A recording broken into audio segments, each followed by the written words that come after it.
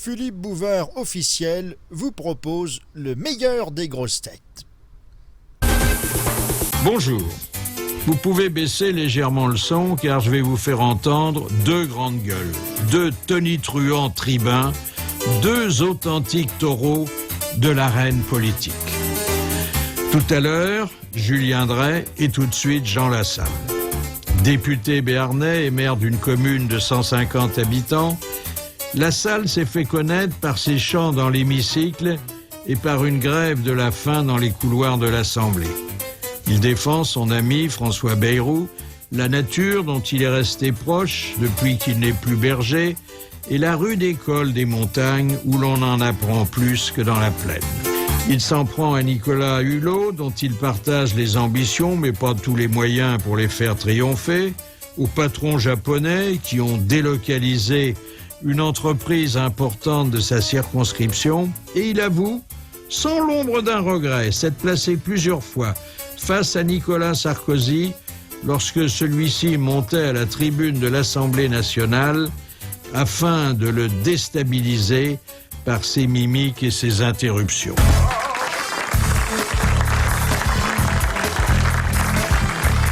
Asseyez-vous, monsieur Lassalle.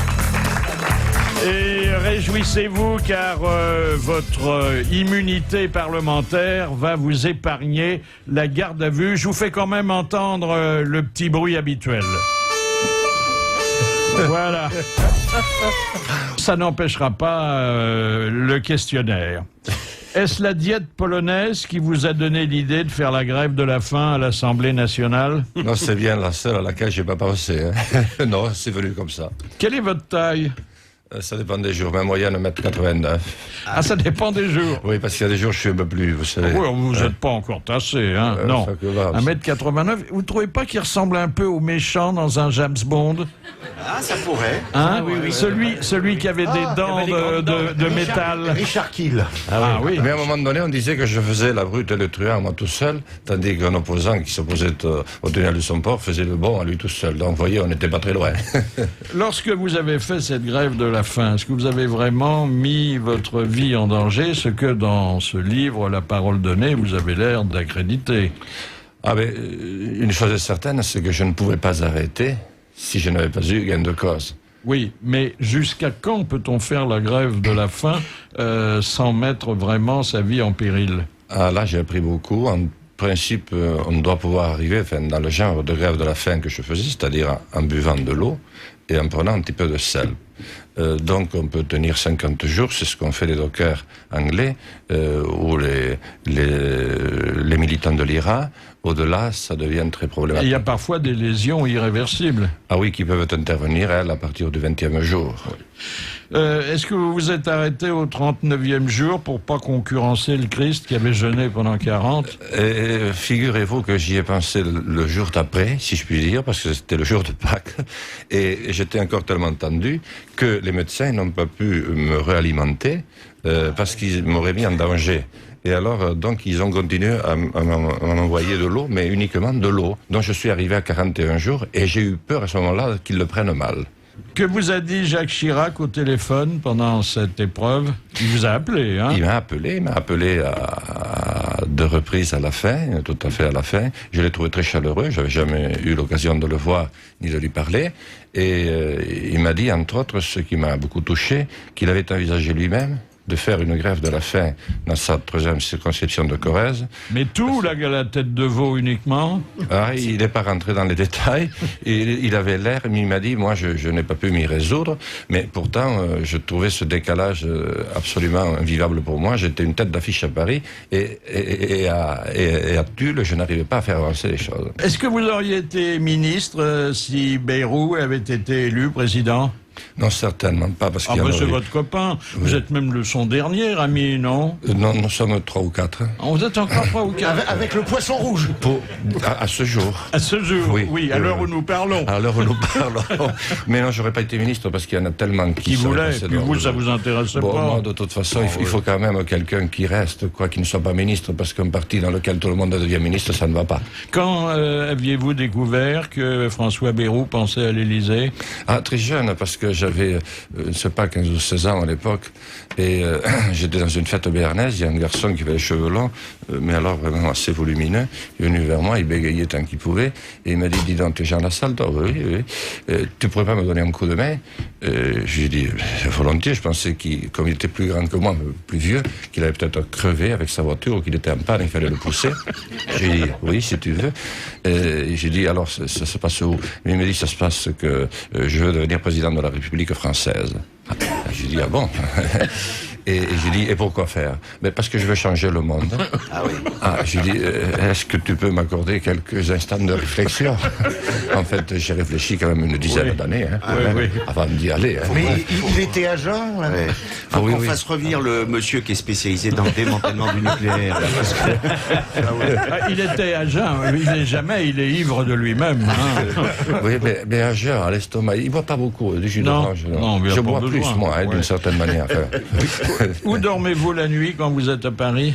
Dans mon bureau, et maintenant je n'ai même pas de lit. Donc je dors sur des couvertures. Vous n'avez pas le clic-clac qu'on donne aux parlementaires? Petit, hein. Si, quand même. Donc vous ne pouvez pas tenir dedans parce qu'ils sont tout petits. Non, c'est des couvertures que m'a confié l'Assemblée, et je dors dessus. J'ai toujours aimé un peu le spartiate, parce que ça c'est le côté... Et un jour j'ai visité l'Assemblée nationale, il était déjà très tard, vous deviez dormir parce qu'il y avait vos pieds dans le couloir. alors c'est que je rentrais. Non, mais il vous prête jamais son bureau, Bayrou? Justement, il me le prête parce que j'y dors. Ah, ben, vous voyez. Bon. Non, parce que lui, il a d'autres bureaux. Donc, si vous voulez, les enfin, bon, il peut loger tout son parti dans le bureau. Il a son autobus pour dormir. Il a un autobus, un tracteur. Non, l'autobus, je pense qu'on s'en est défait. Quant au tracteur, il marche très bien. Il marche bien. Oui.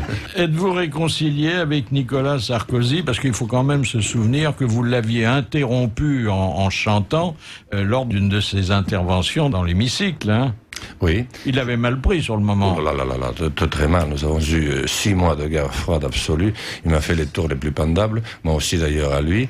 Moi, vous savez ce que je faisais? J'allais à l'Assemblée, à part le mardi ou le mercredi où il y a beaucoup de monde. Le reste du temps, vous pouvez choisir le siège que vous voulez pour être à la hauteur des yeux de celui qui parle à la tribune. Donc chaque fois qu'il venait, je me calais bien. Je prenais son regard, vous savez, comme les cancres qui allument le poil au fond de l'école. C'est ce que j'ai fait jusqu'à l'âge de 15 ans, pratiquement. Et puis là, je le fixais. Et alors, s'il parlait un quart d'heure, c'était un quart d'heure, et des fois 3 quarts d'heure. Et lorsque nous avons été réconciliés, il m'a dit, j'ai jamais trouvé quelqu'un qui m'a merdé autant que toi. C'est pas possible. C'était obsessionnel, je ne pensais qu'à ça. Voilà, donc, oui, après, on s'est réconciliés. C'est Bayrou, d'ailleurs. C'est incroyable. Ensuite, ils ont failli s'entretuer. Mais, entre-temps, c'est lui qui m'a réconcilié parce que Sarkozy devait venir au Pays Basque et il pensait qu'il valait mieux qu'on parle un peu avant. Il avait raison d'ailleurs. Oui. Est-ce que d'avoir été porté par votre mère pendant 10 mois explique que vous soyez aussi souvent en retard à vos rendez-vous? Moi, c'est la seule explication que j'ai trouvée parce qu'il m'a semblé que, en fait, j'étais pas très pressé d'arriver dans ce monde. Je pense que même avant de naître, il me faisait un peu peur. Donc j'ai retardé. Vous hésitiez à sortir, hein? J'hésitais, sans le savoir. C'est après coup que je me suis rendu compte. En tout cas, ce n'est jamais une manque de respect à l'égard de ceux auprès desquels je suis en retard. Et je passe ma vie à m'excuser. Et j'ai mal au cœur. Je passe au moins la moitié de ma vie à avoir mal au cœur. Et puis je me suis dit, chaque chose vient en son temps. Écoutez, je rends hommage à votre ponctualité en ce qui concerne notre rendez-vous avec les grosses têtes. Sur RTL, les grosses têtes de l'été jusqu'à 18h. Le 9 janvier dernier, l'invité d'honneur de Philippe Bouvard était le député pyrénéen Jean Lassalle. À propos de son livre La parole donnée, présent également sur le plateau Macha Merrill, Jacques Maillot, Philippe Chevalier, Jean-Pierre Coff et Jean-Jacques Perroni. Est-ce que c'est vraiment une façon de faire de la politique, de plus alimenter? C'est pas certain, non, mais c'est, disons, la seule que j'avais trouvée, moi. Parce que j'avais tout essayé avant. Bon, ça a porté durablement ses fruits, votre grève? Alors, c'était pour, je rappelle, mais ça a été dans tous les journaux longtemps, c'était pour sauver une entreprise la seule de votre département. De ma vallée. Qu'on menaçait de supprimer, de délocaliser. Alors qu'il n'y avait aucune raison. Moi, je comprends très bien que les entreprises qui ne sont plus au goût du jour soient obligées de partir. Mais celle-là marchait bien. Et elle gagnait beaucoup d'argent. Mais c'était des Japonais qui l'a... C'était des Japonais, mais les Japonais n'y étaient pour rien d'ailleurs dans l'affaire, puisque c'est le groupe Total qui les avait convaincus d'aller s'engager sur le bassin de lac qu'ils n'ont pas reconverti après avoir extrait des tonnes et des tonnes de pétrole. Ça partait pas de la France, alors ça allait dans une autre circonscription. J'avais pas de chance, elle ne partait qu'à 65 km. Oui. Alors expliquer Total et Toyal, une délocalisation de 65 km alors que tout le monde imagine. Alors aujourd'hui, il y a du temps qui s'est écoulé. Qu'est-ce qu'elle est devenue cette entreprise? Alors cette entreprise maintenant a décidé de s'installer définitivement, de continuer définitivement chez nous. Le PDG japonais est venu, a signé. Vous êtes allé les voir au Japon aussi? Et oui, parce que... vous avez organisé un bon repas, il paraît. Oui, excellent. J'ai passé 7 heures les yeux dans les yeux avec un homme. Avec une femme, j'avais eu idée de le faire, mais je n'avais jamais réussi. Mais avec les yeux dans les yeux. Vous étiez accroupi?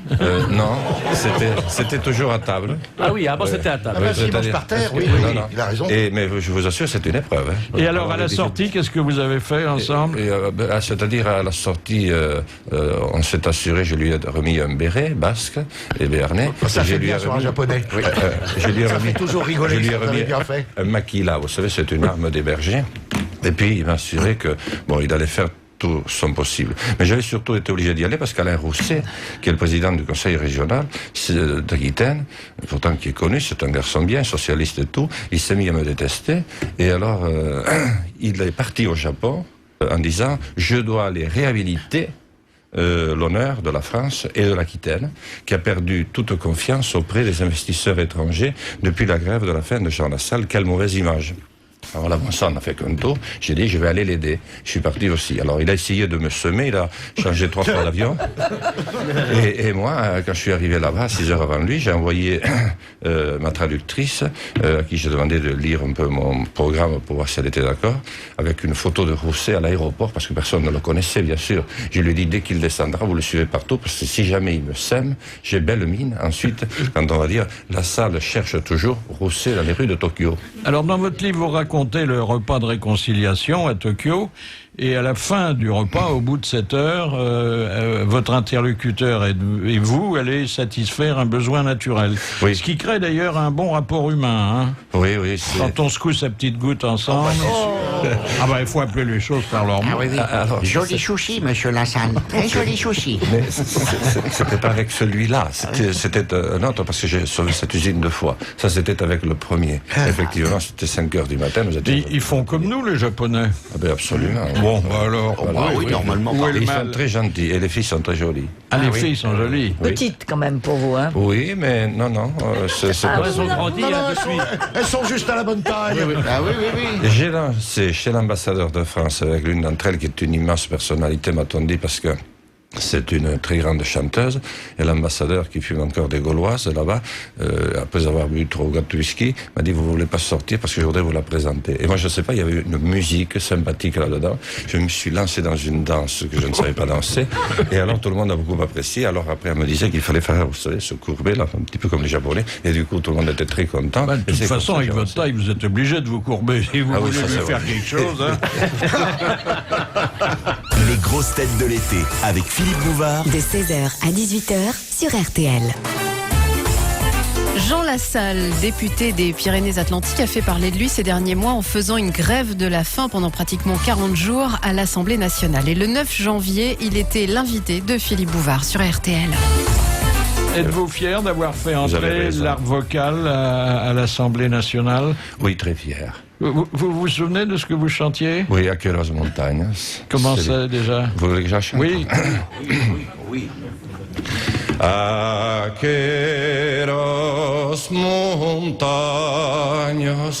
quitan haudas son, men pecham de vere, mas amozon son.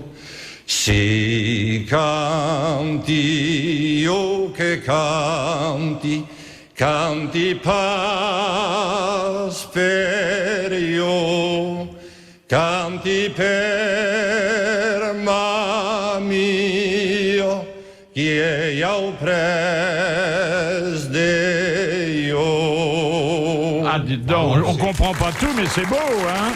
Bravo. On imagine la tête de Sarkozy. Hein? Et c'est autre chose que Carla Bruni. Hein. Mais je crois Remarquez, d'un autre côté, Il y a du bel organe derrière tout ça. d'un autre côté, on comprend pourquoi la campagne est déserte. Hein. Si vous aviez continué, Perroni aurait fait une grève de la soif. Et alors, le président de l'Assemblée, il n'est plus aujourd'hui puisqu'il est au Conseil constitutionnel, Jean-Louis Debré, qu'est-ce qu'il disait pendant ce temps-là? il a été très embêté, parce que d'abord, il ne savait pas comment je m'appelais. Alors, oui. Ah oui, Il y a 577 députés pour les connaître tous. Il y a plein de trucs qu'il ne sait pas. Hein. Non, mais je l'ai beaucoup aimé quand même après qu'on se soit beaucoup heurté aussi avec lui, parce que vous savez, il a l'air toujours de mauvaise humeur, il a l'air grognon, et puis après, il m'a aimé, moi aussi un petit peu, beaucoup même. Et alors, il disait, mais qui c'est celui-là? Et il voulait envoyer les huissiers pour me quérir. Mais les huissiers n'avaient pas envie de monter, parce que dans le fond, j'avais bien regardé, j'avais le droit de chanter. Parce qu'à l'Assemblée, il n'y a aucun texte qui stipule que vous ne pouvez pas dire les choses en chantant. À l'Assemblée, il faut être bien habillé. C'est drôle. Vous représentez la nation, mais si vous ne vous faites pas entendre en parlant, il n'est pas exclu que vous puissiez le faire, ce n'est pas écrit non plus. On peut le faire en chantant. Voilà. Monsieur le Premier ministre, vous êtes une andouille. Ah, voilà quelque chose de bien. Et vous commencez à nous casser C'est les couilles. Alors ça, c'est pas moi, hein. Tiens, à propos d'une incidente, vous avez vu que Dominique de Villepin va devenir avocat. Oui. Il aura déjà un client. Oui, pour se défendre tout seul. Pour se défendre. C'est marrant, le gars qui décide tout le temps, je veux faire avocat. En plus, il a pas les diplômes, mais paraît-il, il a des équivalences. Voilà. Ah, oui. Tiens, bah moi, je vais faire marchand de vin. Oui, t'as de l'expérience. Vous alliez vous faire défendre par Villepin? Moi, j'aurais un peu la trouille, hein, franchement. Et le général Rondeau fera du morse, lui. Villepin était Premier ministre pendant votre grève de la faim. Oui, il est venu vous voir. Oui, il est venu me voir. Vous avez eu beaucoup de visites, hein? Oui, surtout sur la fin. Hein. Ça ne justifie pas les moyens, n'est-ce pas? Oui, je voulais pas le faire celui-là, mais c'est... Et Madame Boutin qui est venue vous voir. Ah oui, Madame Boutin, elle a... Ça doit remonter le moral quand on la voit arriver. Oui, mais uniquement le moral. Hein. C'est là où il a dit « je continue ». C'est une chic fille, et elle a voulu faire une pétition pour moi. Malheureusement, il n'y a que 15 députés qui l'ont signée, donc je me demande si ça m'a fait vraiment du bien. Mais en tout cas, elle venait me voir régulièrement. Mais après, une fois que c'est passé, tout le monde venait me voir, des députés communistes, les UMP, etc. Et il y en a même que j'ai vu, enfin je ne devrais pas le dire, mais enfin je le dis quand même, qui pleuraient en me disant « Tu dis tout haut ce que nous aurions dû faire. Ouais. Parce que quand même, ces délocalisations, quand on pense à toute la misère que ça génère, toutes ces familles détruites, toutes ces maisons vendues alors qu'elles ne sont pas payées, et puis ces hommes et ces femmes aux 80 avec les enfants qui ne savent plus. Et Jean-Louis Debré qui voulait arranger les bidons, il vous apportait pas une petite pâtisserie, quelque chose pour... Non, Jean-Louis Debré, il n'avait qu'une idée en tête, c'était me faire décamper, vous savez, de l'Assemblée. Et moi, je lui disais, pour une fois qu'un député veut y rester tout le temps... c'est vrai.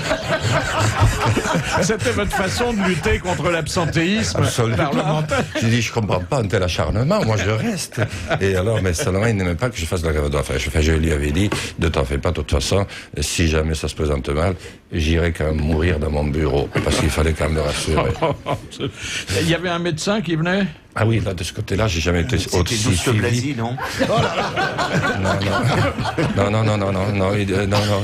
C'est pour ça que vous êtes toujours là, d'ailleurs. Mais il paraît que c'est un très bon cardiologue, mais moi, c'était plutôt dans l'estomac que ça se passait, mais après, j'avais peur que ça remonte au cœur, effectivement. Non, j'ai jamais eu autant de toubib de ma vie, et je dirais, bon, comme je suis en assez bonne santé, je n'en fréquente pas beaucoup, mais j'ai eu des médecins exceptionnels. D'abord la doctoresse, enfin le docteur de l'Assemblée nationale, parce que nous avons un médecin pour nous, hein. Elle est d'ailleurs très jolie. Vous avez des coiffeurs aussi. Oui, des coiffeurs. Mais moi, je n'y vais pas parce que c'est fermé. Alors, d'habitude, j'avais une coiffeuse avant, elle me coiffait lorsque j'avais le temps à 1h du matin. Je sonnais, et puis elle... Vous appelez ça une coiffeuse? Ah, mais elle me connaissait très très bien. Elle fait une coiffeuse de jour. Voilà, et alors... s'occuper du bigoudi. Non, mais ça se passait très bien, parce que sinon je ne l'aurais pas dit, mais c'est curieux, ma vie a toujours été un petit peu curieuse, parce que dans la journée, c'est fou ce qu'on a à faire. Et moi, rien m'occupe. Donc, quant à Jean-Louis Debré, il a tout fait pour que je parte, mais les médecins, d'une certaine manière, m'ont défendu. Et lorsque j'ai passé un check-up complet au 35e jour, à la demande de Debré, je me suis dit, si je n'avez pas reçois... été transporté à l'hôpital? Oui, à la fin. Mais j'ai été transporté avant, de force, pendant 5 ou 6 jours avant, pour qu'on m'ausculte, alors 5 ou 6 électrocardiogrammes, 4 ou 5 encéphalogrammes, les reins, des psychologues, j'ai appris avec des psychologues pour me faire parler, et le grand professeur de Garches m'a dit après en sortant, écoutez, je ne comprends pas très bien, mais en tout cas, moi je trouve rien à redire, vous pouvez partir. Vous êtes très faible, vous risquez à tout moment une rupture d'anévrisme, un arrêt cardiaque, ou alors blocage des reins, vous pouvez rentrer dans le coma n'importe quand, mais pour l'instant vous êtes bien, donc je suis obligé de vous laisser partir. Mais comme quoi, les médecins, quand même, ils respectent. Oui, bien sûr. Il m'avait dit au départ, moi, mon boulot, c'est de sauver les hommes et les femmes, c'est-à-dire c'est de travailler pour ça. Mais à partir du moment où vous avez fait ce choix-là et où manifestement vous l'assumez, mon devoir c'est de vous accompagner et de protéger le président de l'Assemblée. 16h, 18h, Philippe Bouvard et les grosses têtes de l'été sur RTL. Les grosses têtes de l'été sur RTL jusqu'à 18h. C'était le 9 janvier dernier. Jean Lassalle, député des Pyrénées-Atlantiques, était l'invité d'honneur de Philippe Bouvard pour son livre La parole donnée. Une citation soumise par Madame Cassagne de Paimpol qui a dit « Monsieur Mitterrand a installé Édith Cresson à Matignon, un peu comme l'empereur Caligula avait nommé son cheval sénateur. » Oh, c'est méchant. C'est un homme politique? Eh bien, non. C'est un homme qui a beaucoup observé le monde politique, qui en a rendu compte dans des articles, dans des livres. Alain Duhamel? Non, ce n'est pas un politologue. C'est un écrivain? C'est un bon écrivain. Jean Dormesson. Non, mais c'est pas loin. Jean Dutour. C'est Jean Dutour. Bonne réponse de Péroni. Et la deuxième citation envoyée par Madame Romer qui a dit « Une main tendue n'est pas facile à repérer dans la forêt de bras d'honneur qui nous environne. » Ça, c'est très drôle. Ça. Frédéric Dard. Frédéric Dard. Encore une bonne réponse de Péroni. Question de Madame Léger de Reims. Quel candidat à la présidence de la République s'est-il déclaré partisan du coitus interruptus? C'est pas... Jean Royer? C'est Jean Royer. Bravo. Bonne réponse de Philippe Chevalier. C'est vrai que vous n'êtes pas très politique, mais le sexe, ça vous intéresse. C'est lui qui avait dit, dans les début des années 70, il avait dit, moi, parce qu'on disait, il a pas de, je sais pas, il a pas de couilles ou je sais pas quoi, il avait dit, mais comment ça? J'ai eu 7 enfants et j'aurais pu en avoir un 8e, mais moi, au moins, j'ai su me retenir. C'est vrai, ça. Il était le maire de Tours à l'époque. Et vous avez vu ce qu'on avait trouvé à Tours? À l'époque, c'était un père la pudeur Il y avait effroyable. un sex shop.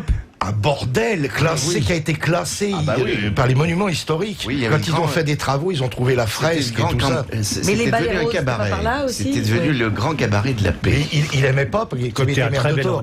Il aimait pas, il disait t'habites à combien de kilomètres de Tours? Il disait 20 kilomètres, c'était fin ça. Et puis il y avait la pilule Jean Royer, vous savez, celle qu'on mettait entre les genoux et on serrait les genoux. Ça s'appelait la pilule Jean Royer.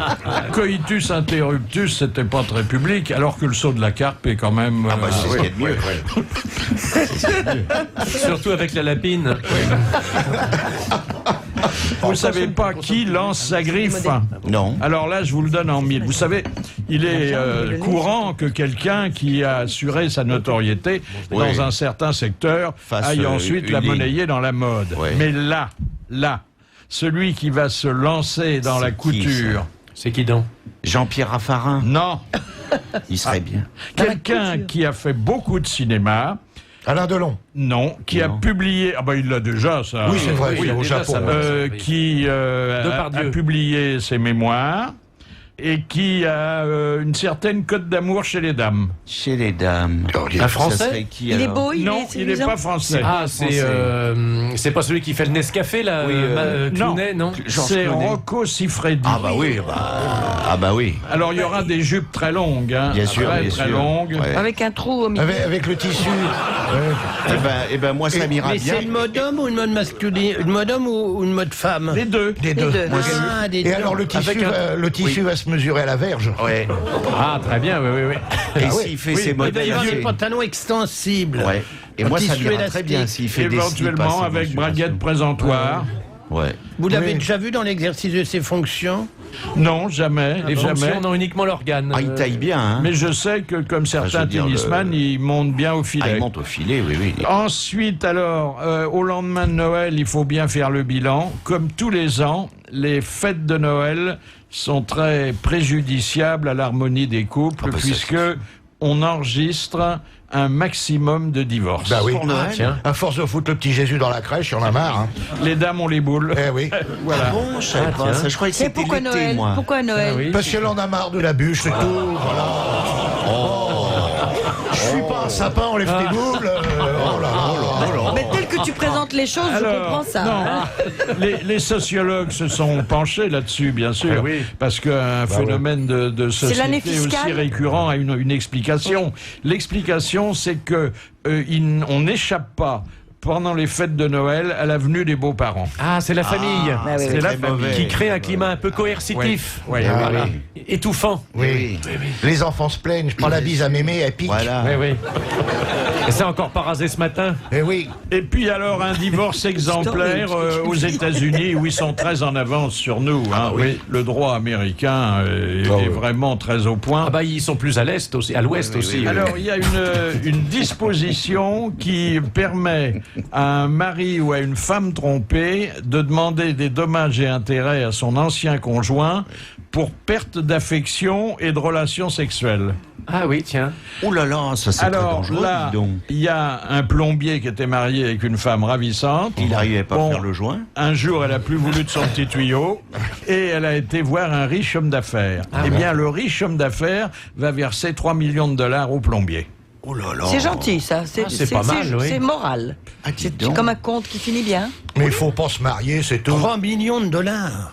Oui, mais elle était belle, hein. Et puis l'homme d'affaires est très riche. Et puis le plombier, il est très pauvre. Oui, c'est bon, ça, donc oui, c'est il- moral. il- hein. Très jolie. Très jolie histoire. Il a une clé de dose, pas plus. Quoi. Bah oui, c'est ça. Le fait d'avoir une clé à pipe, oui. Ouais. L'argent ne fait pas le bonheur. Il va la regretter toute sa vie. De toute façon, Non, ce pauvre non, plombier. mais l'argent permet d'oublier qu'on n'est pas riche quand même. Hein. Dans un instant, La suite des grosses têtes de l'été avec Philippe Bouvard sur RTL.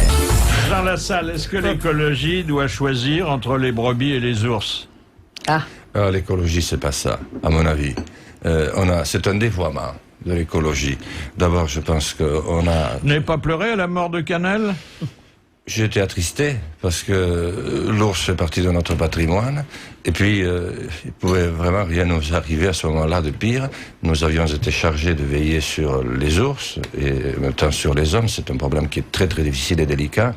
Et voilà que ce qui pourrait vraiment être le pire se produit. La seule femelle qui restait est abattue à l'occasion d'une chasse au sanglier par un des chasseurs qui d'ailleurs ne pensait jamais faire ça de sa vie.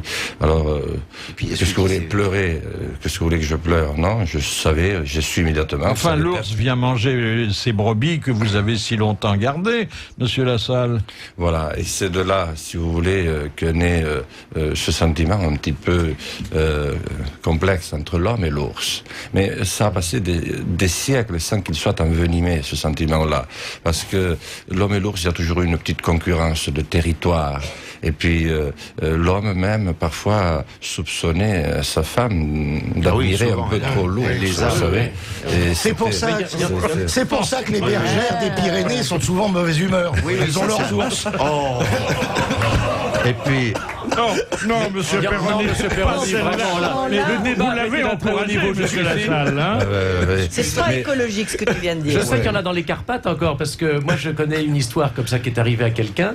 C'était une jeune fille, c'était en Hongrie, dans les Carpates. Dans les Carpates. Et une très jolie jeune fille, mais qui était de la ville, hein, et qui s'est perdue dans les montagnes comme ça, rencontre un vieux monsieur, un paysan hongrois sur sa carriole. Il fait bien le hongrois. Je fais très bien. Alors là. On y grotte beaucoup. Et alors, il prend cette jeune fille absolument charmante, blonde, légère, etc., des beaux yeux en amande, une mini-jupe, etc. Puis alors, le vieux, il a 70 ans, il est encore vert. Alors, il met la main sur la cuisse de la petite jeune fille qui est en mini-jupe. Alors, la petite jeune fille hongroise est un petit peu choquée, etc. Puis il insiste tellement qu'il l'embrasse. Et puis elle trouve que ce vieux monsieur, il est charmant avec ses moustaches, il est fougueux. Et puis il va tellement loin qu'il lui fait l'amour, et il lui fait l'amour tellement bien qu'elle est toute retournée, n'est-ce pas? Et elle est ravie, et elle dit, mais c'est incroyable, vous avez un tempérament ici. Ben, le vieux lui dit, vous savez, dans les Carpates, on est comme ça, nous, vous êtes de la ville, mais vous savez, on était bien. Moi j'ai un fils, regardez, il a 25 ans, parce que je l'ai eu très tard, et il est dans la montagne, il est berger. Il est berger, et puis il est sans femme depuis un moment, alors au bout d'un certain temps, il a trouvé un ours et il a pris l'ours. Ah bon, mais c'est incroyable, ça, il a pris l'ours. Ah oui. Oh là là, mais c'est pas dangereux. Oh, mais pas du tout. L'ours, il est tellement content que depuis 3 semaines, il vient chez moi, chez ma femme et moi, et il nous apporte le miel. C'est tout. Ça aurait été dommage de ne pas la raconter. Elle est très poétique en réalité. Cet ours a été. Je vais vous l'expliquer. Je vais vous faire l'explication de texte. C'est une bonne histoire. Il faut qu'il arrête de boire, lui, là. Non, c'est une très bonne histoire. Mais oui, elle est très jolie. Bon, oui. Elle est dans la catégorie des histoires habides, non? Habide, oui, c'est ça. Oui. Dans le genre habide, j'en ai une aussi. C'est deux bûcherons écossais. Oui. Alors ils sont dans la forêt, et ils cassent du bois toute la journée, 12 heures à casser du bois, à battre des arbres et tout. Et il y en a un qui dit à l'autre, fait chaud, Yann, passe-moi la gourde. En écossais, ça fait rire. Ah, elle est bien aussi. Oui. Voilà. Eh ben, On fera une émission spéciale. j'ai l'impression qu'elles ne seront pas séparées dans la corbeille. Ça serait pas les premiers effets de la grippe aviaire, ça? Quand vous allez au pays, Jean Lassalle, vous prenez le train? Non, je prends le train. Et quand vous prenez le train, où allez-vous? À la gare de Pau, justement, parce que... Laquelle gare à Paris pour rejoindre Pau? C'est Austerlitz. Austerlitz. C'est ce que je voulais vous faire dire, parce que je voudrais vous faire entendre un sketch célèbre de Las Palais et de Chevalier, et qui se tient tout près d'un guichet de la gare d'Austerlitz. J'aurai les horaires de train pour aller à Pau. Oui, monsieur, oui. Pau. Oui, Pau. Alors, Pau. Oui, c'est ça, Pau avec un P. Eh ben, je suis pas arrivé, moi. Vous n'auriez pas un train qui partirait plus tôt que celui de 6h59? Non, celui de 13h20. Il y a un changement à Strasbourg. Ah bon, il y a un changement à Strasbourg pour aller de Paris à Pau? Bah oui, sinon vous iriez tout droit en Allemagne. Il y a des vedettes, hein, là.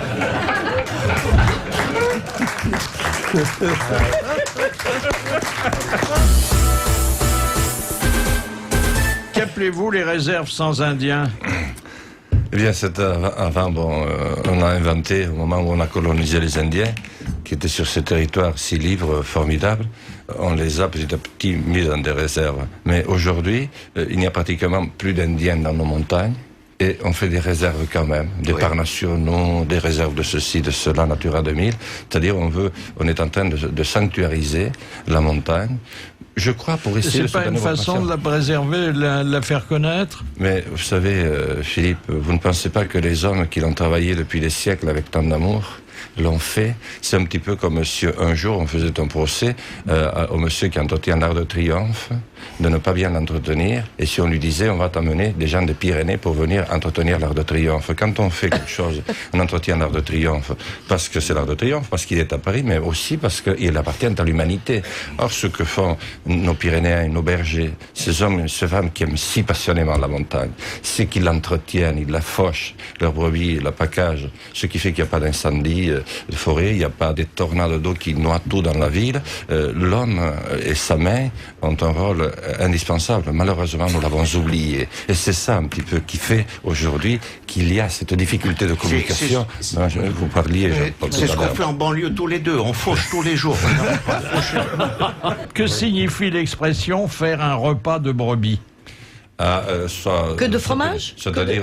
oui. C'est une vieille expression qui remonte au Moyen-Âge. Hein? Oui, mais c'est faire maigre. Je ne la connaissais pas, mais c'est peut-être parce que on mange que de la salade, peut-être. Ou non, c'est parce faire que maigre. Non, alors... C'est faire jeûne? Non, C'est jeûner? mais il faut dire que la brebis a une façon un peu particulière de s'alimenter. Ah, c'est manger sans couvert, manger avec la... Non, c'est manger sans assiette. Sans la serviette autour du cou. non, sans oui. liquide. Sans Non. assiette. Sans sel. Manger sans... Et alors là, Péroni pourrait pas le faire. Sans boire. Manger sans boire.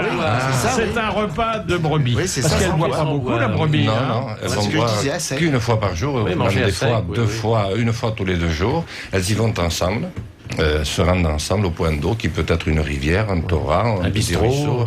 Un bistrot, non, ça c'est le berger pendant ce temps qui va se faire retour au bistrot. Quand il reste des bistrots, parce que vous savez, Ah, ça, c'est une denrée rare. ça, c'est un le fléau. fléau de nos c'est- campagnes. Ah oui, Ah, oui. oui. La disparition du bistrot. Ça, c'est Ah, vrai. ouais. C'est-à-dire que pourtant ils font ce qu'ils peuvent, ils tiennent ouvert jusqu'au jour de leur mort, mais après il n'y a plus personne. Il n'y a pas de successeur. Après, Au contraire, les bouteilles de 51. Ah, on voit la brebis entrer au bistrot. Un verre de mouton, s'il vous plaît. Les grosses têtes de l'été avec Philippe Bouvard sur RTL. Jusqu'à 18h, les grosses têtes de l'été sur RTL. C'était le 9 janvier dernier. Jean Lassalle était l'invité d'honneur de Philippe Bouvard.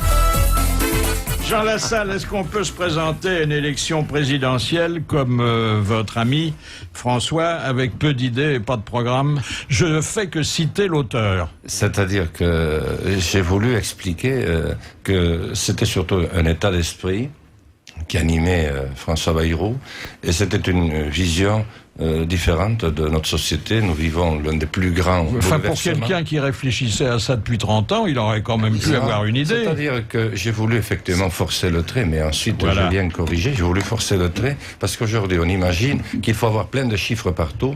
Il faut avoir des tas de citations, etc., un programme très bien établi, qu'on ne suit jamais d'ailleurs, alors que il m'a paru que dans la démarche de François Bayrou, c'était un état d'esprit, c'était un changement qu'il voulait, disons, dont il voulait, dans lequel il voulait changement guider de le vie, peuple un français. changement de vie d'abord pour lui. Hein. De vie, ah oui, ça c'est sûr, mais aussi d'éthique, de manière d'être, manière de se comporter.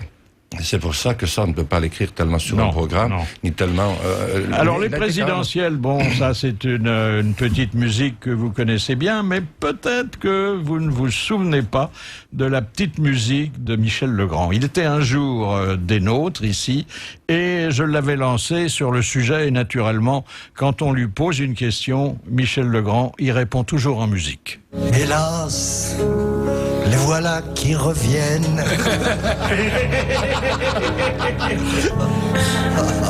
Avant c'était tous les 7 ans.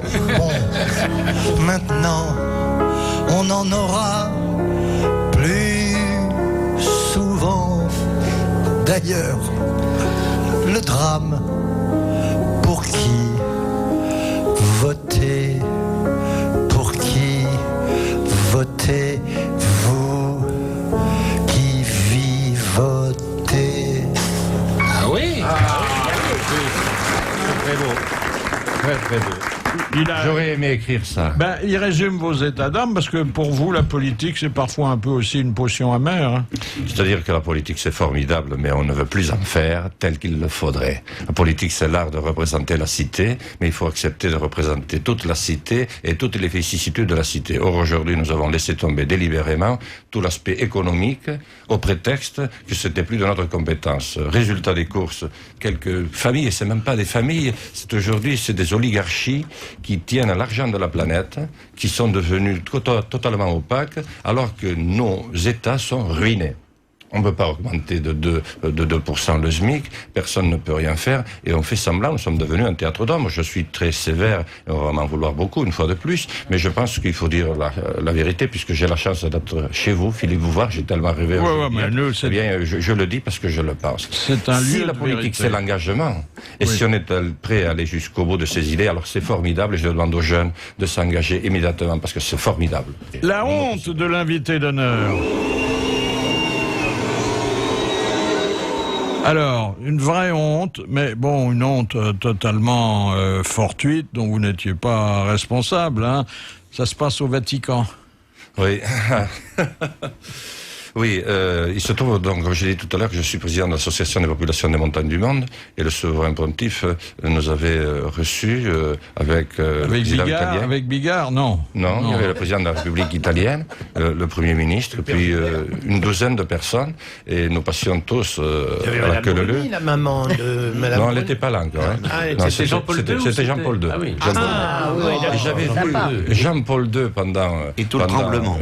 Pendant que les discours se faisaient, et il m'avait effectivement beaucoup impressionné parce que vous savez, il était un petit peu comme ça de travers, et on lui apportait de temps en temps un bavoir, et puis on m'a dit tu vas aller voir, tu suis tout le monde. Et alors j'arrive devant lui. Et j'avais regardé d'abord comment faisaient les autres présidents de la République italienne qui s'inclinaient, etc. Ils savaient, faisaient ça. Je vais faire comme manque de chance au moment où je m'incline. J'ai toujours du matériel dans les poches ici. Aujourd'hui, j'ai les lunettes. Là, j'avais le portable, des pièces de monnaie, etc. Je m'incline trop. Tout le matériel tombe sur la sainte soutane, papale. Et alors, je ne sais pas si vous avez touché la soutane du pape, mais c'est très lisse. Et alors, vous ne pouvez rien attraper dessus parce que tout glisse. C'est vraiment... Et alors, je n'osais pas. Alors, aussitôt, j'ai vu une armada d'hommes en violet qui sont précipités sur moi pour m'attraper. Et le pape a fait avec sa seule main valide. Il a fait comme ça, vous savez, un signe, non, n'y touchez pas. Et il m'a parlé en italien, et moi je voyais le matériel sur ses genoux, et je me suis dit comment je vais récupérer. Il y avait le portable, il y avait de la monnaie. Oui, la monnaie, et puis toute chose simple. Essayez déjà d'attraper un portable, il glisse partout, mais alors sur une soutane. Alors il m'a parlé en italien, je lui ai dit que j'étais français, et il m'a dit qu'est-ce que vous faites? Je lui ai dit je suis président de l'Association de population de montagne du monde. Il m'a dit, et il m'a surpris, et je dis que, comme tous ceux qui l'ont approché, il était très fascinant. Avec son regard, il m'a dit, la montagne a toujours éclairé le monde. C'était un montagnard lui-même. Et la montagne a donné vie à la plupart des langues et des cultures. Alors j'ai dit, écoutez, je suis très... Mais alors les autres voulaient me faire décamper, vous pensez? Et il me tenait par la main, donc je ne pouvais pas attraper, et d'ailleurs je savais pas comment faire. Et finalement, c'est les hommes en violet, lorsqu'il a fait un petit signe, qui ont capturé littéralement mon téléphone qui filait partout, donc sur la soutane. Et puis le dernier euro, je peux vous dire qu'il a coûté cher, hein, parce que mais enfin, on s'en est sorti comme ça. Donc là, effectivement... Et la monnaie, vous l'avez laissée au denier du culte, quand même pas, parce que on m'a tout mis dans la poche et je me suis dit, pour aujourd'hui, je me fais plus repérer. Je suis rentré dans mes pénates. Ah, c'est une belle honte, hein, en tout cas. Les grosses têtes de l'été avec Philippe Bouvard. C'est sur RTL.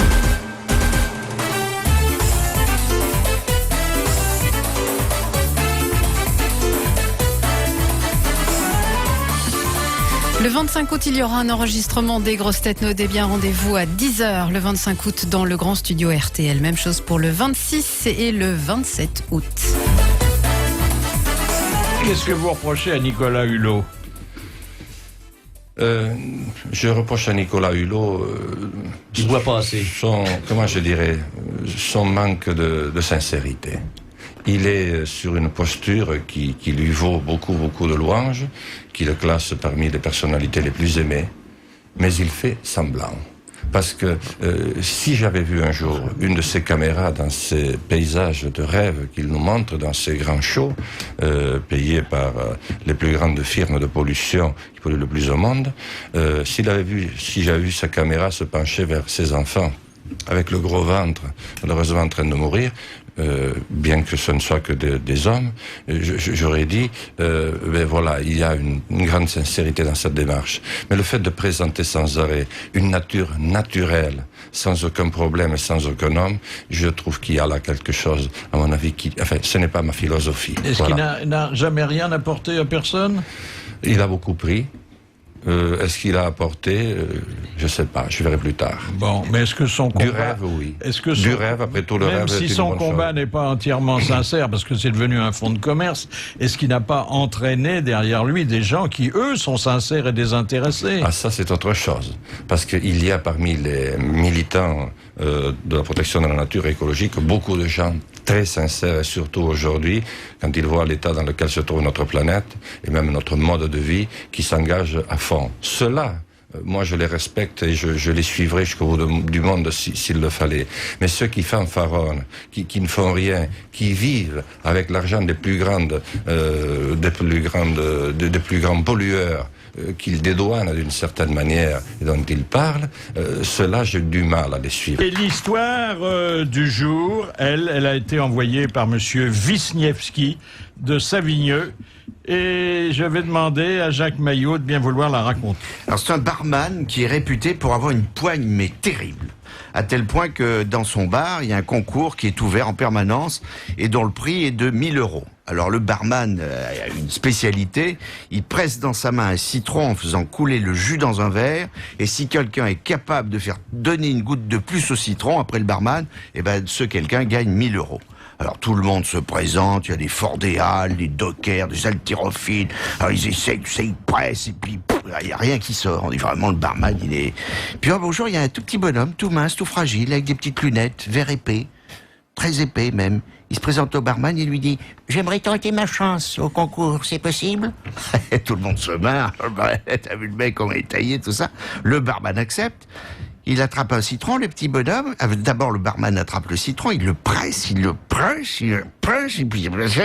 il n'y a plus, le jus est complètement sorti. Et puis il dit au petit bonhomme, allez, vas-y, à toi. Alors la foule regarde tout ça, oh. Et puis alors elle voit le petit bonhomme qui prend le citron, et puis il y a une petite goutte qui tombe. Il y a 2 gouttes, il y a 3 gouttes, il y a 5 gouttes, Le barman est stupéfait, il fait « Dis donc, qu'est-ce que tu fais comme boulot, toi? T'es bûcheron, t'es quoi, toi ?» Et le petit bonhomme fait « Non, moi, je suis inspecteur des impôts. »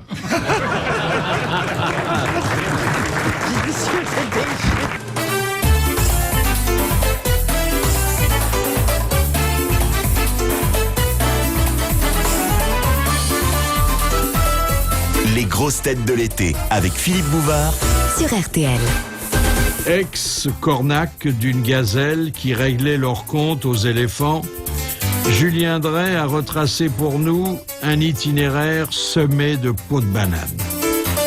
Pêle-mêle, il avoue sa peur des chats noirs, son appartenance au club des ratons laveurs, qui vont au cinéma pour lutter contre la déprime du dimanche soir, et sa gêne quand François Hollande a déclaré publiquement qu'il n'aimait pas les riches, alors qu'il considère, lui, l'ancien 68ard, que le mieux pour un socialiste est d'avoir des amis à droite qui gèrent les sous qu'il a pu mettre à gauche.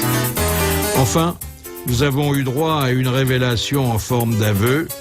Il a été très flatté, voilà 1 an que le nouveau président lui propose un portefeuille ministériel, mais il n'a jamais regretté de l'avoir refusé.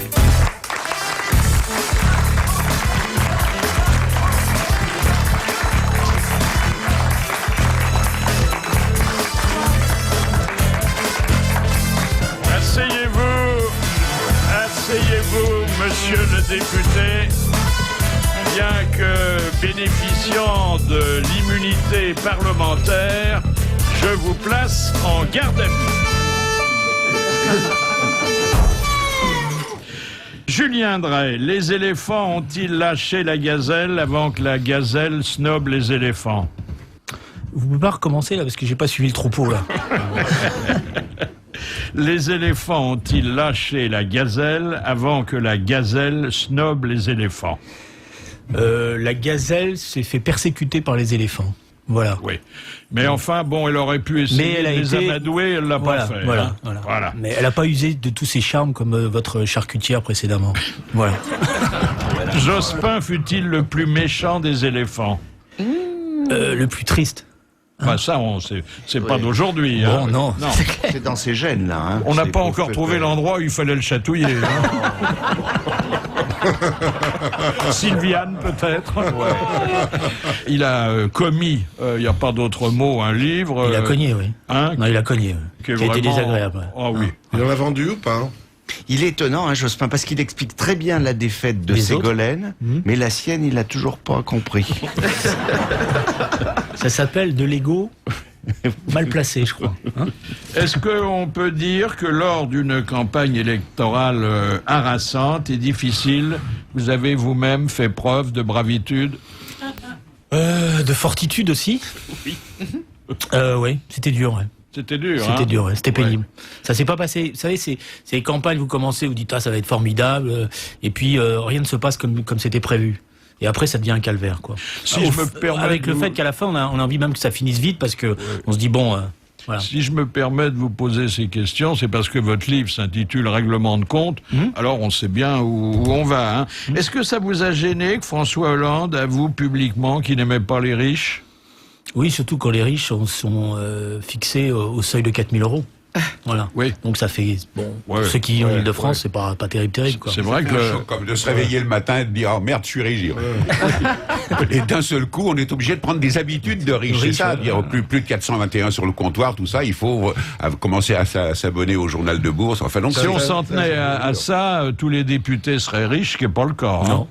Qu'est-ce qui est le plus grave pour un socialiste pur et dur? Avoir des amis à droite ou de l'argent à gauche?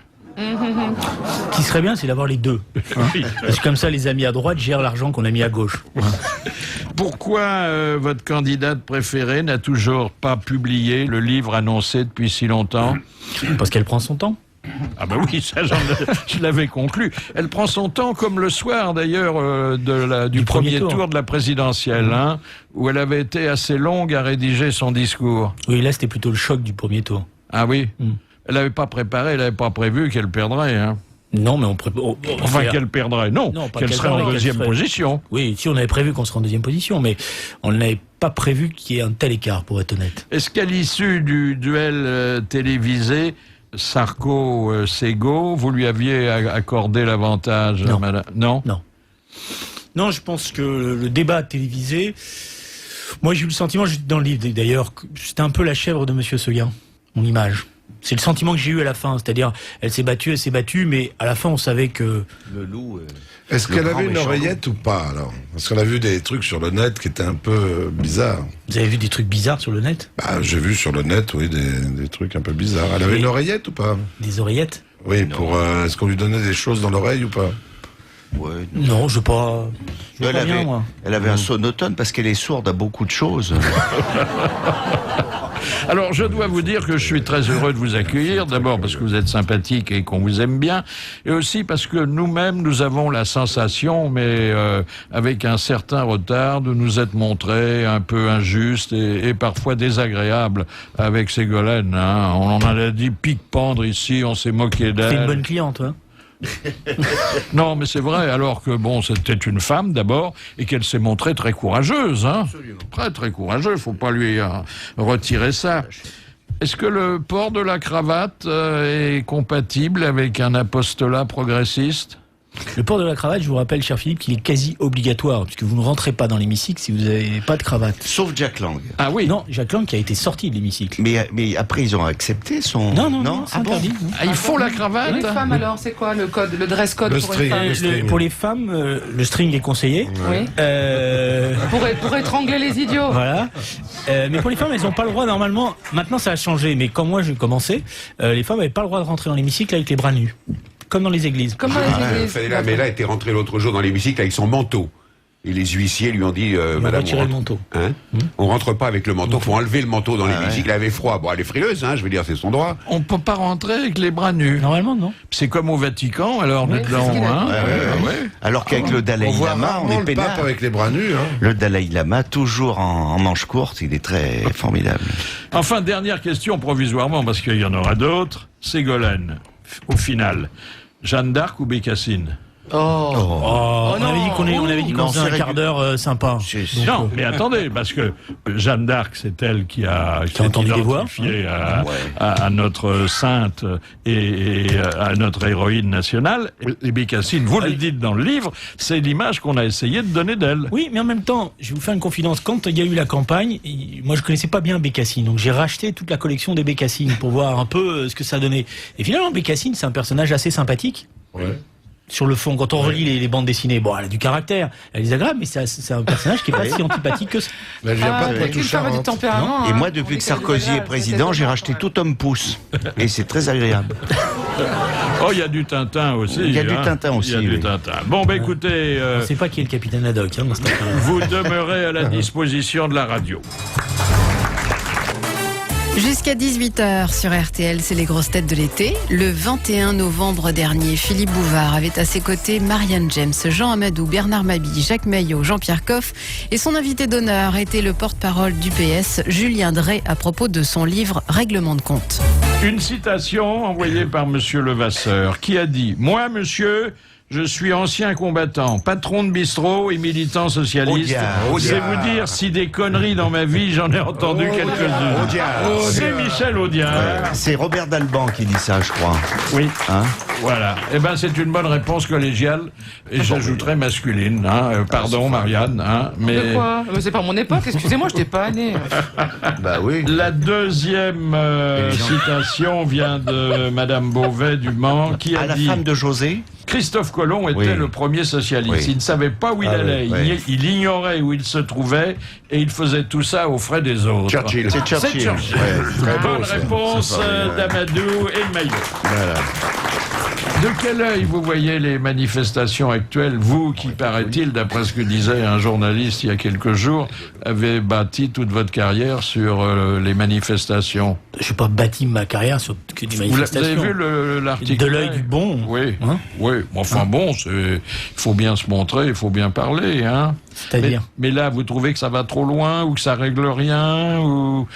Vous êtes partisan du 3e tour dans la rue? Non. Non, parce que je pense que en démocratie, il faut respecter les échéances. Maintenant, la rue, ça existe aussi. Ça fait pas la manifestation, ça fait partie aussi de la vie démocratique. Je pense qu'il y a un malaise chez les jeunes qui est très profond, notamment chez les jeunes étudiants, sur leur avenir professionnel, sur la réalité de leurs études, sur les conditions de leurs études, parce qu'il y a quand j'étais beaucoup plus jeune, en mai 68, il y avait un pamphlet qui s'appelait « De la misère en milieu étudiant ». Je sais pas si vous vous rappelez de... Voilà. Et aujourd'hui, on pourrait dire que de la misère matérielle en milieu étudiant, vu les conditions dans lesquelles ils vivent et ils travaillent. Donc il y a ce malaise-là, il faut y apporter des réponses. Chez les vieux aussi, Encore plus chez les vieux, c'est ça? Non, mais il y a un malaise aussi chez les... Vous parlez des jeunes parce que ce sont vos futurs électeurs, mais il y a un malaise aussi chez les anciens. Mais bien sûr. On est dans le besoin. J'ai un petit vieux avec moi, là, il va vous en parler. Moi, je suis dans le besoin toute la journée. J'y vais ça, tous je les t'ai dit de pas faire sous toi. Mais oui, vous avez l'air de découvrir ça, mais c'est pas d'aujourd'hui, quand même. C'est-à-dire, vous avez l'air de découvrir la misère des étudiants, mais enfin, c'est pas d'aujourd'hui. Vous avez été au pouvoir quand même pendant un moment. Oui, ça fait longtemps, vous avez remarqué. Oui, mais enfin, à ce moment-là, il n'y a rien eu de fait non plus. Non, c'est pas vrai, ça. On peut pas... On ne peut pas dire ça peut-être d'une manière aussi brutale, mais... non, sur les étudiants, alors là, il faut rendre hommage à Allègre, vous voyez. Quand utiliser la langue de bois. Non, là, il faut rendre hommage à Allègre. Quand il a été en responsabilité, ça a été un des personnages qui a le plus fait pour l'université française. Il a fait un plan qui s'appelait Université 2000, il a construit des nouvelles universités, il a réussi à trouver de l'argent, parce que c'était pas facile, justement, pour faire cela. On a construit des cités universitaires, mais depuis ces années-là, on n'a pas fait beaucoup d'efforts pour les universités. Voilà ce que je veux dire. Pas soutenu. Viré. Alors, vous étiez conseiller spécial. Il y en a beaucoup des conseillers spéciaux. Il y a eu Attali, qui était le conseiller spécial de Mitterrand. Aujourd'hui, il y a Henri Guénaud, qui est le conseiller spécial de Sarkozy. Vous auriez peut-être préféré être directeur de campagne à ce moment-là? J'ai eu un statut bizarre. J'étais l'homme à tout faire dans cette campagne électorale. C'est ce que j'essaye de raconter. Parce que il fallait boucher les trous un peu partout. Il fallait, je dirais, être au four et au moulin. Et donc à la fin, on a l'impression qu'on ne sait plus où on est. Quoi. Voilà. Et donc vous avez le sentiment que vous pesez plus sur le cours de la campagne et qu'à un certain nombre de rendez-vous, vous êtes plus écouté. C'est ça le rôle du conseiller spécial, comme il se doit, parce que il y a une confusion des genres. Quoi. C'est pas la photo qui aurait dû être si on vous avait écouté sur la couverture du livre, ce gros plan où on s'aperçoit que si je protège ma calvitie. Si vous avez peur des chats noirs, vous n'avez pas peur du bouc poivre et sel. Vous avez peur des chats noirs? Oui. Oui. Pourquoi vous avez eu un problème un jour avec un chat noir? Oui, j'ai eu un problème avec un chat noir. Ouais. Faites voir la photo. Quelle est la photo que vous auriez souhaité? La photo que je souhaitais, c'était une photo où on était avec Ségolène après la désignation. Et puis finalement, elle m'a demandé de pas la publier parce qu'elle considérait qu'elle voulait pas être un support à la vente des ouvrages et que chacun devait assumer ses Attendez, propos. moi j'ai vu la photo. Hein. Ouais, vous étiez sur un canapé tous les deux. Ouais. On reste là. Non, un petit peu affalé quand même. Hein. Ouais, ça donnait l'impression d'une intimité. Et après, ça fait promotion canapé. Les grosses têtes de l'été avec Philippe Bouvard. De 16h à 18h sur RTL. Sur RTL, les grosses têtes de l'été et cette émission de la fin du mois de novembre 2007, Julien Drey, porte-parole du PS, était l'invité d'honneur de Philippe Bouvard. C'était le 21 novembre exactement pour son livre Règlement de compte, présent également sur le plateau. Marianne James, Jean-Pierre Coff, Jean Amadou, Bernard Mabillé, Jacques Maillot. Est-ce que le club des ratons laveurs auquel vous appartenez a une action politique? Il a une action tous les dimanches soirs à partir de 21h. Expliquez-vous. Sa séquence, c'est 21h, 1h du matin. C'est Mais c'est quoi banquet. C'est un club de gens qui sont déprimés le dimanche soir. J'adore. Moi, j'ai une angoisse du dimanche soir depuis que je suis gamin, quand j'allais à l'école. Tous les soirs d'élection. Parce qu'on n'avait pas fait nos devoirs. Il faut absolument qu'il y ait les devoirs dimanche Donc soir. j'ai pour une lundi angoisse du matin. dimanche soir, et pour vaincre cette angoisse du dimanche soir, on se retrouve à un certain nombre devant une salle de cinéma tous les dimanches soirs depuis plusieurs années. Génial. Et on décide d'aller au cinéma. Pourquoi les ratons laveurs? C'est comme ça, c'est venu comme ça. Ouais, Ne me donnez pas une explication. Mais vous on êtes s'est appelé combien entre nous les ratons laveurs. C'est mixte? Ah bah C'est tout de mixte. suite. Non, c'est non mixte, mais il y a une femme. Comme, Ah oui. Ah oui. Ça alors. Ah, tu m'étonnes qu'ils sont joyeux après. Crevés, mais joyeux. Et vous allez au restaurant?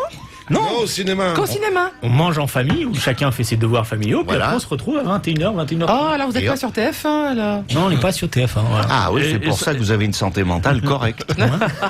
Et vous pouvez enchaîner les 2 séances de suite? Non, on fait une séance. Une séance. On en profite pour arriver avant, on fait un peu le point de la semaine, Oui. on choisit entre nous, parce qu'il y a des discussions évidemment tendues sur quel film on va voir, parce qu'on ne décide pas à l'avance. Vous pouvez pas voir un film différent. Il faut. Si, maintenant, Ah, des si, fois, on arrive maintenant, sur, oui. Ah oui. avec les multi. Ah bah oui, il y a plusieurs- ça, des pourquoi- fois, Il y a se des gens de répartir. tout parti, alors. Pourquoi, Ouais, c'est vous, tout tendance pourquoi qu'on vous fait. réunir si vous vous dispersez tout de suite après chacun dans une salle, ça sert à Parce que ça rien. permet de voir plusieurs films à la fois.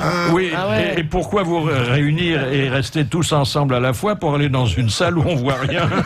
Et alors des gauches, que des gauches ou des gauches et droites? Ou des centres? C'est mixte aussi. C'est mixte Oui. aussi? Non mais ça c'est une phrase formidable d'hommes politiques. C'est là où moi je les admire et je les aime, ce que vous voulez dire. Ce n'est pas mixte, mais on accepte les femmes. Ça c'est formidable. Ça c'est toutes les portes sont ouvertes à condition qu'on n'en laisse aucune fermée. Quoi, c'est ça qui est fait. Comment expliquez-vous, Julien Drey, que votre candidate ait trouvé ses 2 principaux contempteurs dans la personne de Michel Charasse et de Claude Allègre, 2 classiques socialistes avec lesquels elle a travaillé longtemps et donc qui ont eu tout le loisir de l'apprécier? Je pense que les deux ont le même caractère. Un ego démesuré et un certain machisme. Voilà. Ah, c'est le machisme. Hein. Je sais pas si vous avez reçu Claude Allègre, vous avez quand même vu que il a des certitudes affichées et je pense qu'il a eu des mauvaises relations avec Ségolène quand il était ministre et qu'il en a gardé. Oui, il le dit. Voilà, il le dit. Voilà. Il le dit. Oui, oui. Il dit qu'il avait souvent froid le soir parce qu'elle avait tiré la couverture toute la journée. Bon, enfin, vous savez, les hommes politiques. Hein, Ouais. hein. Est-ce que Bernard-Henri Lévy, qui s'était glissé dans le staff, a été de bons conseils? J'ai le sentiment que oui. Je n'ai pas assisté à tout, mais je pense que il a été il y a utile. eu des séances très privées? Non. Non, je suis pas allé jusque-là, moi, en tous les cas. Mais j'ai le sentiment, oui, qu'il a été utile. En tous les cas, il a été courageux, parce que soutenir Ségolène Royal à un moment donné dans le monde médiatico-parisien, c'était pas forcément la chose qu'on faisait le plus facilement. Ça dépendait des supports. Mais enfin, bon. Il fait partie des ratons laveurs, Bernard Lévy? Non. Non, parce qu'il aurait pu Il a venir pas- avec Ariel. Ah bah oui, pour les laveurs. Ouais. Avec son baril. Il fait pas partie du groupe. Est-ce que votre candidate serait aujourd'hui à l'Élysée si elle avait promis Matignon à Bayrou? Je pense qu'on a raté quelque chose dans la campagne. C'est-à-dire on n'a pas été capable effectivement de créer les conditions de ce grand rassemblement. Alors il y avait des réticences chez nous parce qu'il y avait encore quelques restes de sectarisme. On n'a pas été capable de faire ce qu'ont fait les Italiens. Voilà. Bon, la gauche française est toujours très prétentieuse. Elle se donne toujours des airs de supériorité par rapport aux autres gauches, pensant que son bilan est nettement supérieur à ce qui a été fait dans d'autres pays. Et je pense qu'il faut qu'elle soit plus modeste. Les Italiens ont réussi quelque chose de plus sérieux que nous, quoi. Je veux dire, d'abord, ils ont été capables de battre Berlusconi, c'était pas simple. Ils ont réussi une grande coalition dans laquelle cohabitent des choses différentes. Ils ont réussi à mobiliser une opinion. Vous savez, par exemple, pour élire le patron de la gauche italienne, il y a 3 millions d'Italiennes et d'Italiens qui sont venus, qui ont même payé pour voter. C'est nouveau, ça. Ah, c'est bien. Ah, mais ça, je trouve ça très bien d'être payé pour voter. Hein. Et en plus, le Parti communiste italien a quitté son nom de Parti communiste, s'appelle maintenant Parti démocratique de gauche. C'est pour ça qu'on a demandé à Marie-Georges Buffet si elle voulait faire la même chose. Elle a dit oui, merci, parce que le sigle c'est PDG, vous voyez, donc j'aurais l'air malin. Mais maligne plutôt. Mais c'est vrai. Mais en tout cas, c'est le seul parti communiste qui reste vraiment en Europe, c'est en France. Les grosses têtes de l'été avec Philippe Bouvard sur RTL.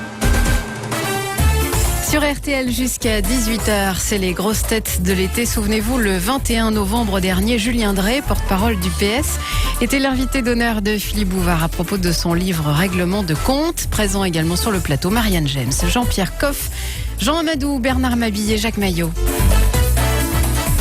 Quelle différence entre ouverture et débauchage ?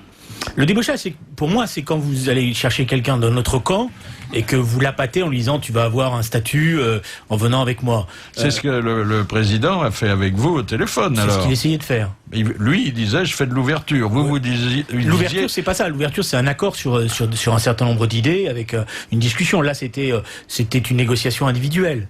Oui. Si vous voyez ce que je veux dire.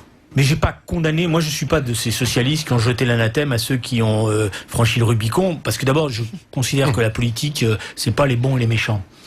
Quand j'étais jeune, quand je me suis engagé en politique, j'avais cette vision un peu manichéenne. On était de gauche, donc on était forcément formidable, on était forcément du bon côté, on était de droite, on était quasiment un salaud.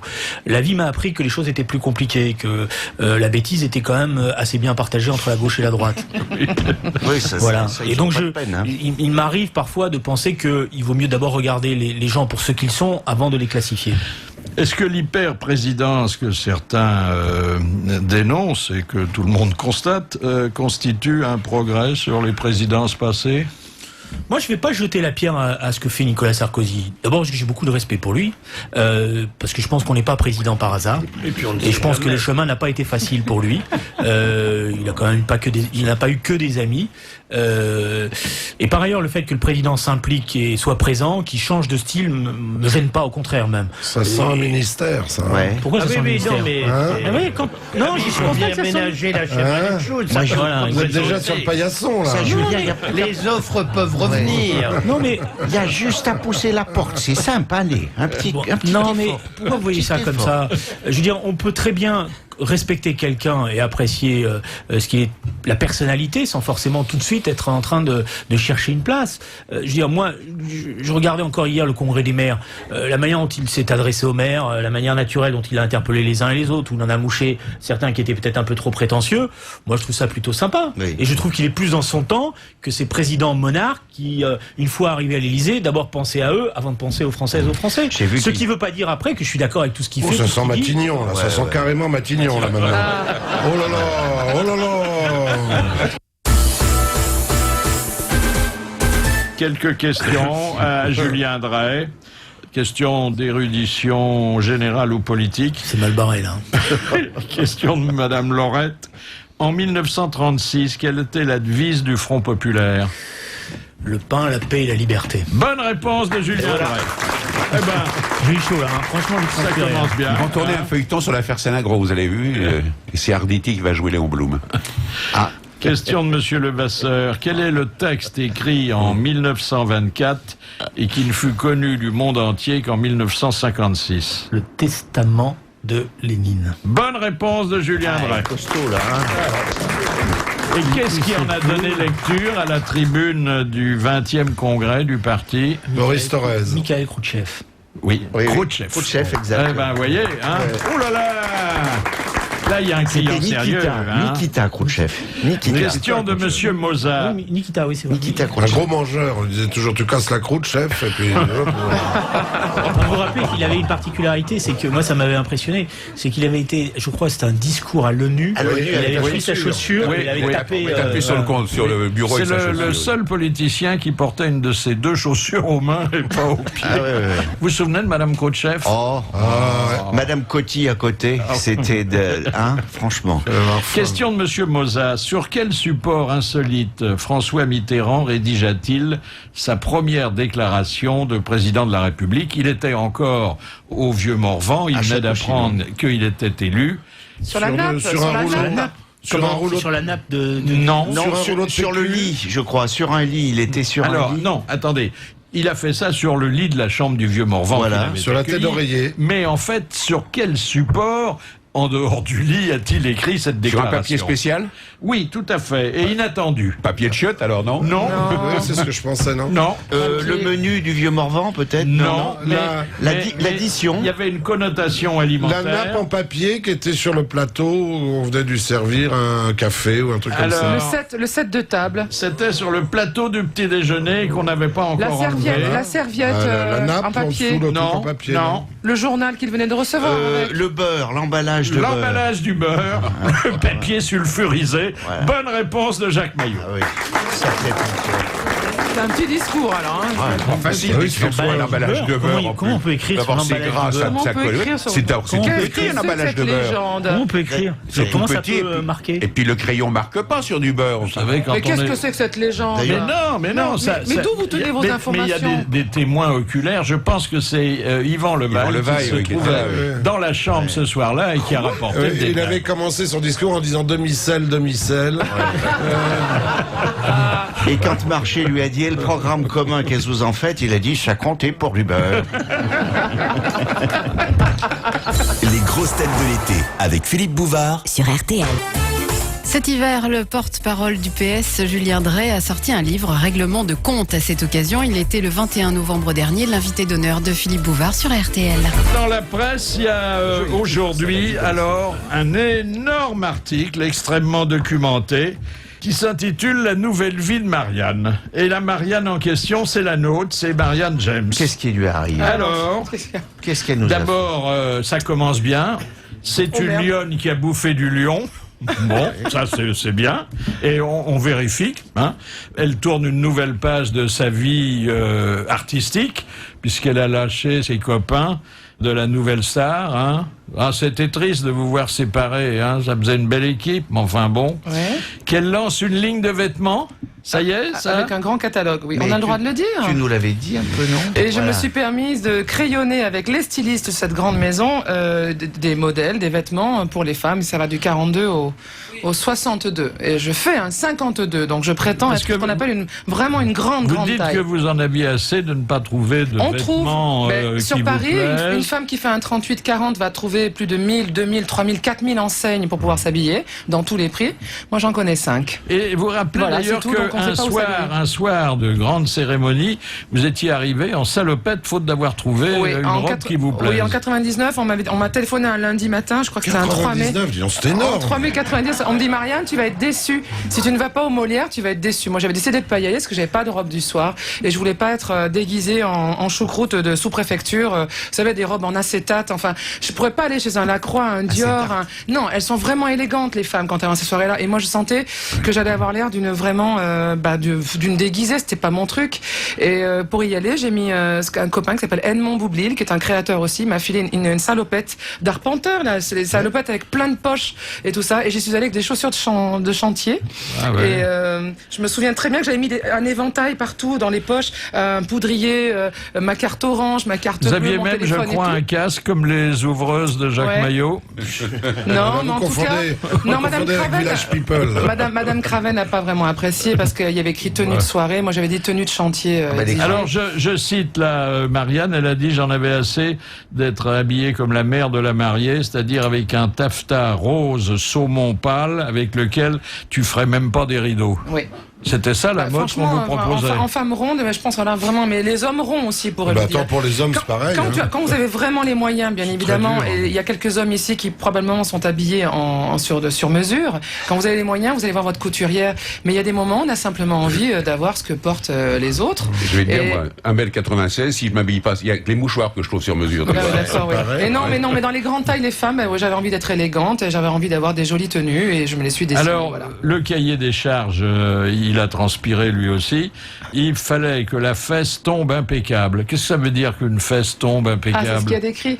Par exemple, quand vous sortez d'un véhicule, que vous n'ayez pas, que tout votre dos ne soit pas marqué dans le vêtement, et que de devant comme de derrière, mon cher Jean-Pierre, oui, c'est à vous que je m'abresse. Il fallait qu'on soit élégant. Il faut que le tissu tombe, quoi, même en termes de la fesse. Parce que la fesse qui tombe, c'est plutôt triste. C'est la goutte d'huile. Moi, j'ai pas les fesses qui tombent par jour de grève. Je fais 14 km par jour. Qui tombait. Oui. Ensuite, vous voulez un décolleté, mais vous voulez pas qu'on voit vos seins. Souvent, quand les femmes rondes, vraiment pulpeuses, les rondes et même les obèses, on essaye de les faire un petit peu olé, ça devient très vite il y a quelque chose de toujours malsain. On les met dans des corsets, c'est toujours lié au fantasme. Et il y a un moment, on n'a pas envie de porter le fantasme tous les jours. Que vous ayez envie de mettre du cuir sur vous, et vous faites plus de 100 kilos et de vous amuser comme une faux folle avec 1, 2, 3 ou 4 messieurs, tant mieux.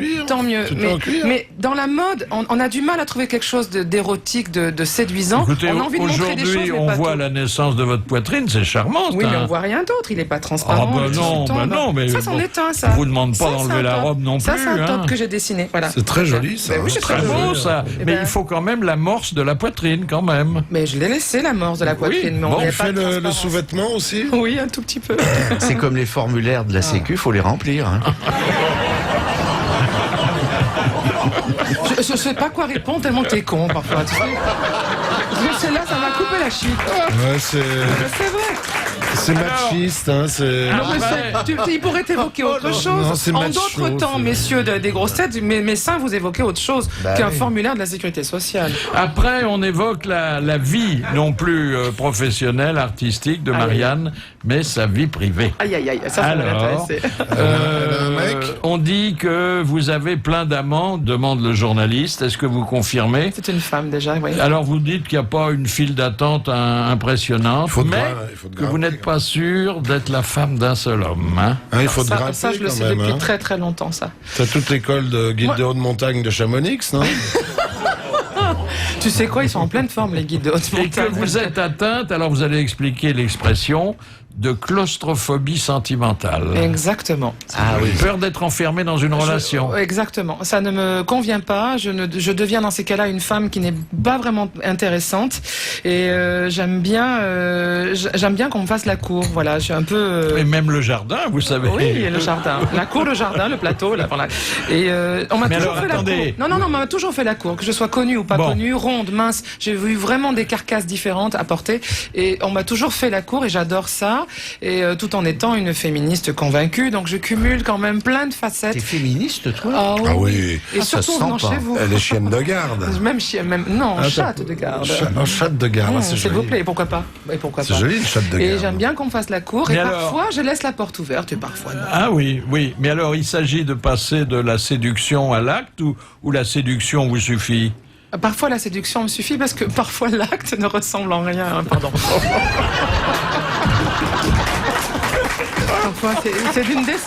C'est fou on a vraiment des hommes. T'as 3 copines au premier rang là qui.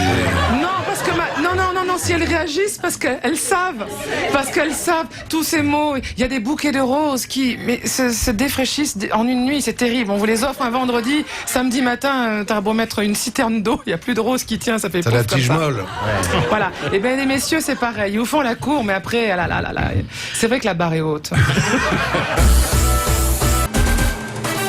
Les grosses têtes de l'été jusqu'à 18h avec cette émission et l'invité d'honneur Julien Drey. Question de monsieur Legras. Ah ben oui. C'est logique. Monsieur Legras. C'est la suite logique. C'est logique, mais il roule vite en voiture, le gras double.